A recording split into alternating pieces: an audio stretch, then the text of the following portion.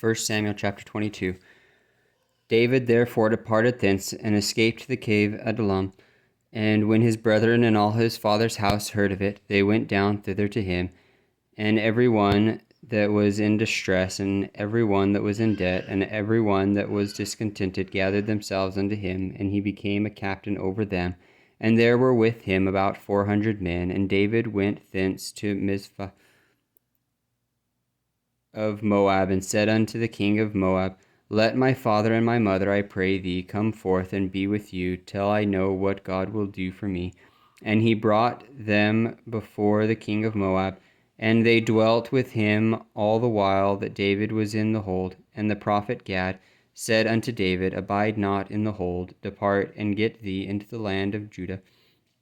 Then David departed, and came into the forest of Hareth.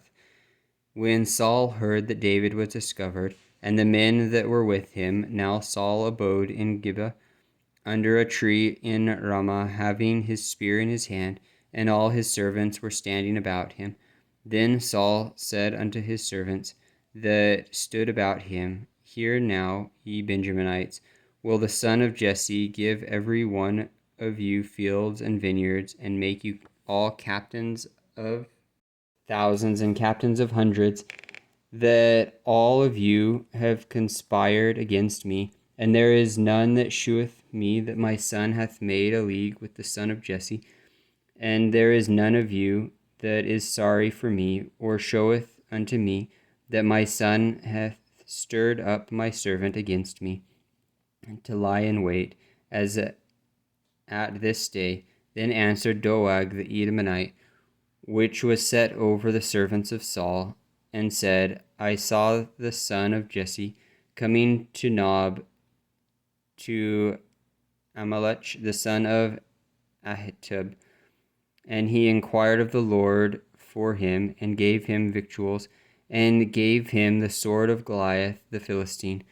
Then the king sent and called Ahimelech the priest, the son of Ahitub, and all his father's house, the priests that were in Nob. And there came all of them to the king. And Saul said, Hear now, thou son of Ahitub. And he answered, Here I am, my lord. And Saul said unto him, Why have ye conspired against me, thou and the son of Jesse, in that thou hast given him bread and a sword, and hast inquired of God for him, that he should rise against me to lie in wait, as at this day? Then Ahimelech answered the king and said, And who is so faithful among all thy servants as David, which is the king's son-in-law, and goeth at thy bidding, and is honorable in thine house? Do I then begin to inquire of God for him? For be it far from me, let the king impute anything unto his servant, nor to all the house of my father. For my servant knew nothing of all this, less or more. And the king said, Thou shalt surely die, Ahimelech, thou and all thy father's house. And the king said unto the footmen that stood about him, Turn and slay the priests of the Lord, because their hand also is with David, and because they knew when he fled, and did not shew it to me.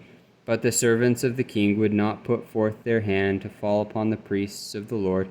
And the king said unto Doeg, Turn thou and fall upon the priests. And Doeg the Edomite turned, and he fell upon the priests, and slew on that day 75 persons that did wear a linen ephod. And Nob, the city of the priests, smote he with the edge of the sword, both men and women, children and sucklings, and oxen and asses, and sheep with the edge of the sword.